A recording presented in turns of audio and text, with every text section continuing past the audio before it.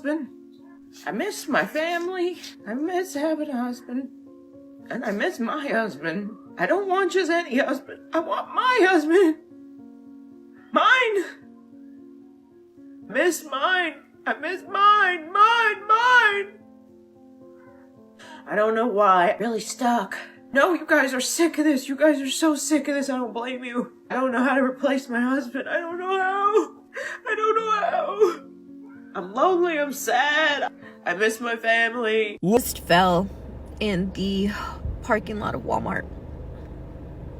And I went to grab my phone in that moment that I was hurting. And I wanted to call my husband and cry to him and have him comfort me like he always had after 25 years. The first thing I wanted to do was call him. And then I realized that he's not mine to call anymore. And how alone I really am. And it sucks. It really sucks. And I haven't been able to stop crying since. And I'm fine. You know, the problem with modern women is that they live in a fantasy world where no one tells them about their flaws. So they think that they're better than all men and that we're all disposable and replaceable. Meantime, there's only certain kinds of men that they'll meet once in a lifetime, and a majority of the men that they're attracted to, who aren't their husbands or brothers, don't really care about them outside of bedroom activities. Go figure. Can you imagine fumbling a man who literally only went to work, went to the gym, worked on himself, focused only on you as his person, and was trying to actually build a future with you, and you fumbled that man because you thought you could do better, or you got bored, or you thought something was wrong with him? You're gonna regret that for the rest of your life. I'm sorry. This one will sting, but it's the truth. A lot of men avoid divorced women and single moms. Not because they're bad people, okay? But because of the baggage that comes with it. Let's break it down, shall we? A divorced woman usually carries emotional scars. She's been through betrayal, conflict, failure, child custody, and often she hasn't healed from it. That pain doesn't just disappear.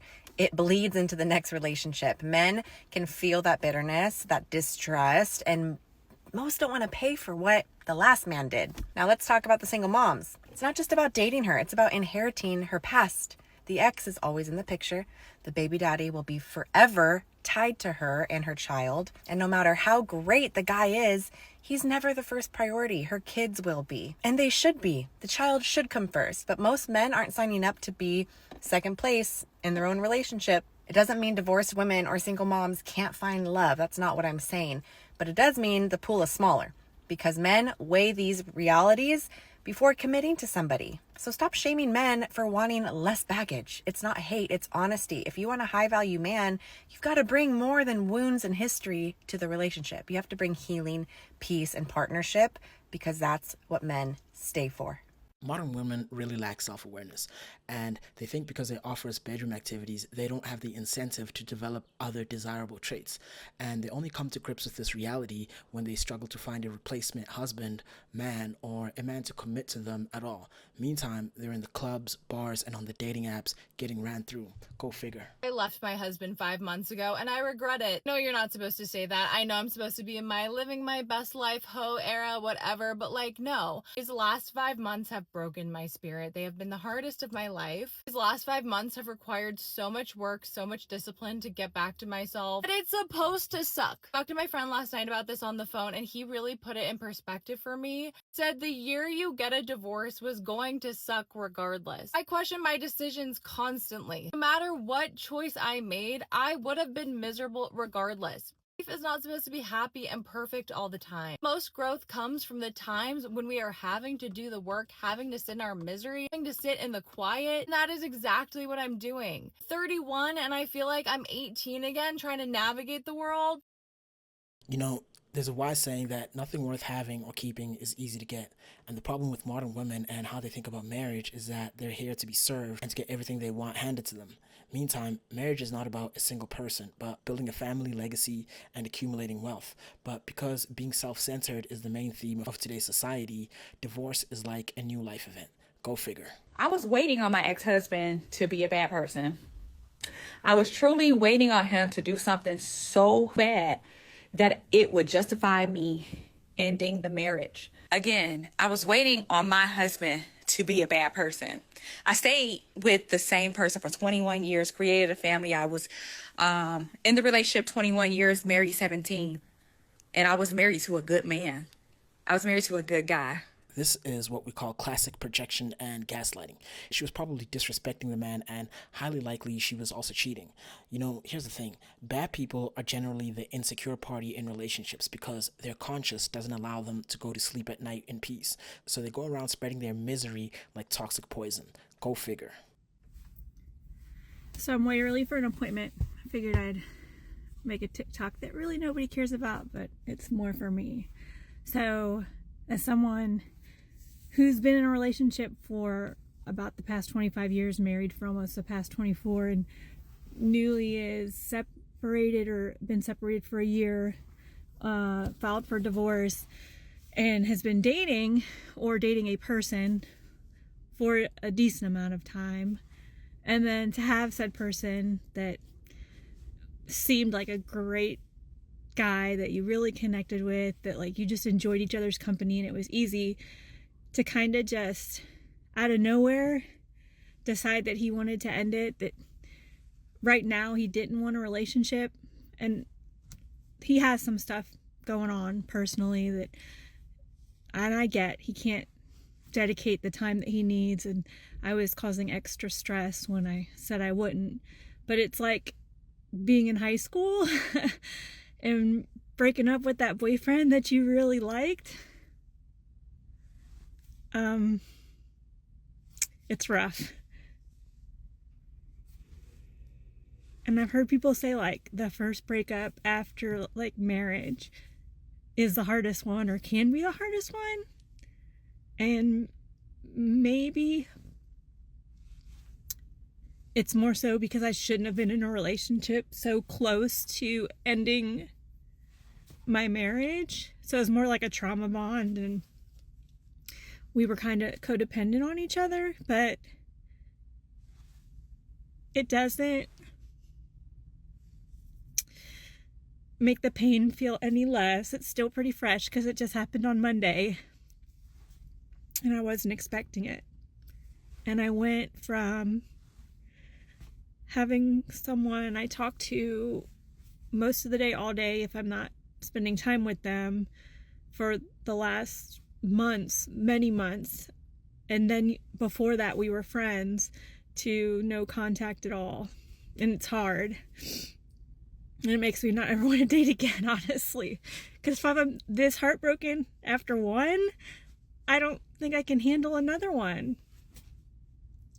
And everyone tells me that dating sucks, like in general, that there's a lot of weirdos, that like people will tell you whatever. And it's hard to meet people now because nobody goes anywhere. Or if you do, like, how do you know you're not totally just meeting some weird person that is just telling you what you want to hear?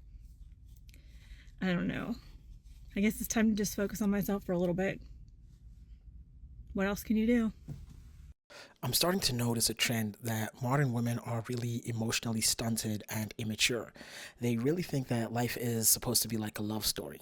Ma'am, dating is supposed to suck in your 40s after a divorce because you failed at your marriage. Instead of doing self-work and self-improvement, you're looking for good feelings.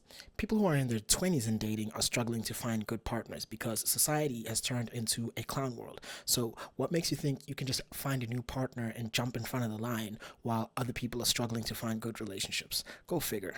Listen, the biggest mistake a woman can make is taking a good man for granted, all because she believes she has options. Let's make something clear. Just because you've got men in your DMs doesn't mean any of them love you. Don't get it twisted, ladies. Attention is not affection, and desire is not devotion. A real man, listen, the kind of man that truly loves you, he's not easy to find, because that type of man, he listens to you, he protects you, he believes in you, he invests in your growth, and he stays consistent even when you're not at your best. But you know what happens many times? You know what we do as women many times? We don't play him. We compare him to the flashy guys. We compare him to the emotionally unavailable men. Sometimes they insult him, ignore him, manipulate him, treat him like he'll always be there until he's no longer there. And then, when he finally walks away, that's when the realization kicks in. That's when you realize the truth. Those men in your inbox, they weren't really trying to build anything. They were just passing time. And now, the one who was ready to give you the world is gone. Listen, ladies, don't be fooled. Gifts aren't love. Sex isn't commitment. And good morning, beautiful, and those texts from strangers don't mean that you're being cherished. Sis, you can find a man who wants your body on every street. But a man who wants your soul, who wants to help you heal, who wants to build a future with you, that type of man is very rare. So if you've got a man who's consistent, who supports you, who corrects you in love, who forgives you, who invests in you and stays loyal when things aren't perfect, protect that man at all costs. Appreciate him. And stop playing games, sis. Because even the strongest man has a breaking point. And you know what? The biggest regret is realizing that you lost something that was real. You lost something that was valuable because you didn't value it when you had it in your hands. Hey, I don't know what else to say. She took all the words out my mouth. A lot of the times, men think that they fucked up a relationship just because the female left him. But what she's not going to tell him, especially as of right now, is she left because it was just how she was feeling in the moment. Me personally, I'm fortunate enough to be smart enough to not leave based on feelings, right? Because I'm a committed person. But a lot of these females, they're a little immature, and it's just like in the moment. It's an in the moment thing. And then they're all like, shit, I left, but how can I even come back from that? Like, you know, it's kind of embarrassing for her because it's all like, I left for no reason, and if I come back, then I'm gonna look stupid, right? Like, I'm telling you, a lot of women have egos, so it might take them a long time to come back. With me personally, I'm humble. I'm very humble. So if I leave a man because I was being a little stupid and impulsive, I'm gonna come back and admit it, right? I mean, it's not gonna take me 1 hour to realize that, you know what I mean? But at the end of the day, like, maybe you didn't, but maybe she was just trying to protect herself and she was being a little sabotagic. So at the end of the day, like, I'm not telling you that you are perfect. We both know that you weren't. But what I'm saying is, like, you guys need to understand. Women don't be all like, oh, I'm just going to leave this guy because he disrespected me. No, it's, I'm going to leave this guy because I feel upset that he's not doing this for me. And I'm like, sure, I guess women mentally check out before they leave. But a lot of the times, that's not the case. Like, a female can be so emotional that she just leaves you, right? Because she has these standards in her head, and then you're not doing it, and it's like, I'm gonna leave, right? So, take accountability for the contribution that you made to it, but I don't want you to put the full blame on yourself because, like, no. And of course, women are gonna go in my comments and they're not gonna admit to this, right? Why would they? Like I told y'all, because it's embarrassing. They're not humble enough to admit this.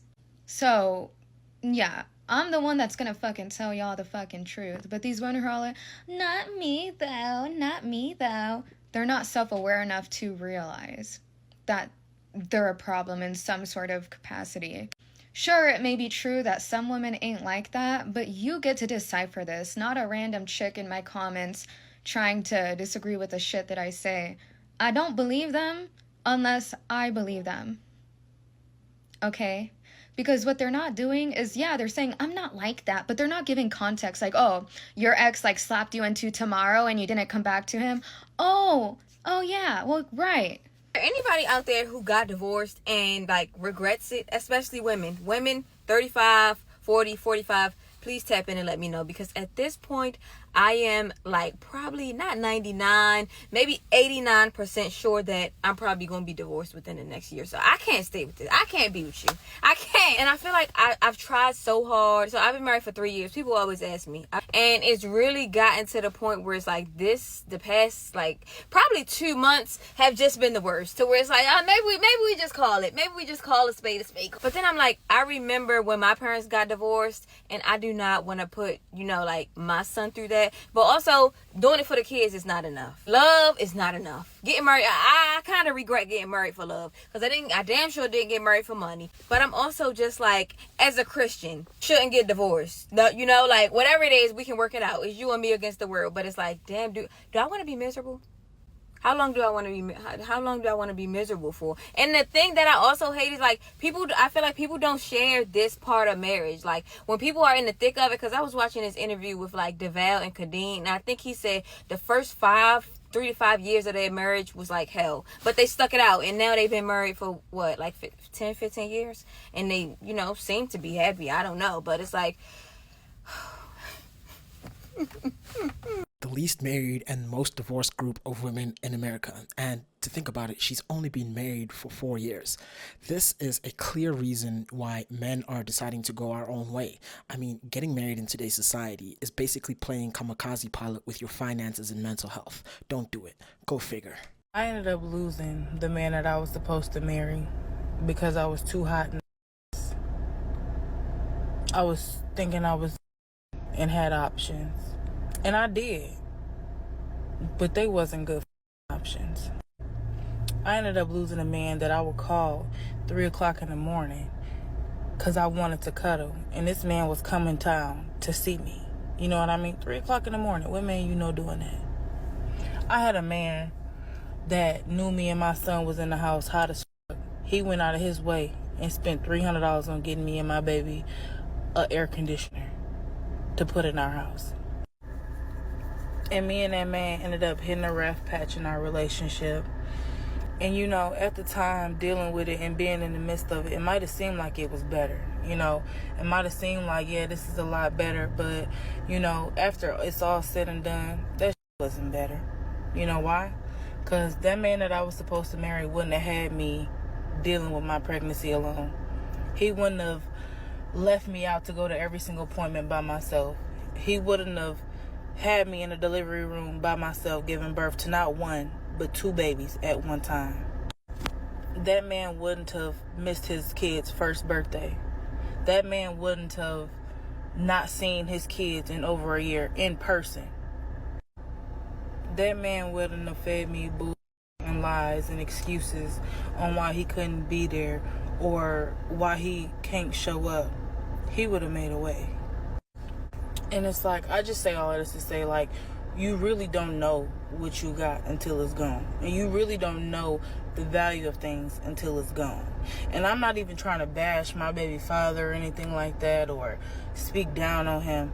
But it's like, if I had known better at the time and I wasn't so young, dumb, and full of I wouldn't have did that, If I had known better, I would have done better. And every day I'm working towards trying to forgive myself for that, because he didn't deserve that. And women make mistakes too. It really ain't all the men that out here that be cheating and lying and doing stuff like that. Like, women have babies on men too, and I'm sadly one of them. But I love my kids with everything in me, and I wouldn't trade them for nothing in the world. But I just wished I would have picked a better father for them. Play stupid games, win stupid prizes. You reap what you sow, cause and effect. I don't know why women think that they're exempt from this. Oh, yeah, liberal media. Go figure. Can somebody please explain to me why dating in your 40s sucks so much? Because, I've been divorced for a number of years now, and I have 5 kids, and life is crazy. And, I've spent a lot of time taking care of myself, taking care of my kids, working hard, putting myself through school, da-da-da-da-da. And then, I finally get to a place where I feel like I'm ready to add a person into my life, right? So I start dating, and it's either guys who just want to have sex with me, or you start talking to them and then they ghost you, or 500 like you, but none of them even send a message. And it's just ridiculous. And the reality is, I don't go to the bar. I don't drink. And I don't want anything to do with that scene. So really and truly, how do you meet people now? Like, this world is so different than it was when I was in my 20s and before I got married and all that stuff. And now it's like people are really far away, or you chat for a little while and then it stops. And I'm just curious if there's anything out there that's just marriage out of convenience. You know, two people who want a partner and to not live alone anymore, to help pay the bills and all that stuff. So, you know, I mean, if you're willing to do a marriage out of convenience, let me know, because maybe I'm at that point where I'm not an ugly woman. I am not a difficult person to get along with. I am positive and upbeat and happy. I love my children so much. But I also want a companion. I want a best friend. I want somebody to dance with me in the kitchen. I want somebody to walk by and slap my ass as I'm cooking dinner. I want somebody to help and to hold me. Are there men like that out there anymore? Because I feel like there's not. I'm really quite disappointed. So anyway, I just figured I'd put my little 2 cents out there that dating in your 40s sucks. And I wish it wasn't this way. So anyway, have a blessed day. Dating after divorce, you're thinking, yes, I've still got it. I'm going to make this right. I'm going to find myself a mature man. Ugh. 5 horribly brutal truths that no one prepared me for. The amount of men with STDs, despite the fact that many have been in monogamous marriages for decades, is 1 in 5. And men that are divorced, they don't want to use protection because they weren't using protection in their marriage. The use of condoms plummets with age, which means your chance of an STD and your chance of a later in life unwanted pregnancy is through the roof. And even a conversation around birth control, it's not going to go well. Men at this stage love watching popcorn. No one's monitoring their phone use. They're not worried about their wives walking in on them anymore because they're single. So you're competing with that. And that's all I'm going to say on that one. Addictions fill the loneliness gap. So many men at this age and stage have addictions. Whether it's weed, gambling, drinking, fitness, they're obsessed. Because they've used these things as a way to cope with their post-divorce loneliness because they don't know how to have real relationships. Even the high-functioning addict looks put together, but just watch how they're coping with stress. Because if every problem is numbed with one of these things, just run. Emotional availability is just not present. You would think, having gone through a divorce, that they would be doing the work on themselves, but most men have not healed. They're not doing it. They're just rebounding into other relationships. They do everything they can to avoid facing themselves and doing the work. Just ask them about their last relationship. It's going to tell you everything you need to know. And the dating pool, the pool that you actually want to get into, the one that is vacuumed and clean and clear, is so itsy bitsy, teensy weensy, you're going to feel like there's no one out there in the whole world, even though everyone around you is divorced and available. If you feel like the pool is just the size of a shot glass, that's good, because that means your standards are high. Do not lower them ever. It's so important that you're aware, because I was not, and you need to know the landscape. I really wouldn't recommend doing it at all. Why does nobody talk about how hard dating is after divorce? Like, people talk about, oh, it's so hard to find the love of your life, it's so hard to find someone to marry. No, dating in your 20s is easy. Finding someone to marry is easy. Dating after divorce is hard. Like, most people who've been divorced have a lot of issues with trust. They might have been with someone toxic, they might have been with a narcissist, they might have been gaslit. All these things that just make dating after divorce so much harder. Not to mention the fact that the dating pool goes from something like this to something like this. And it's just so hard to find genuine people. And I feel like loads of people that message me on here seem so genuine, but you just don't know.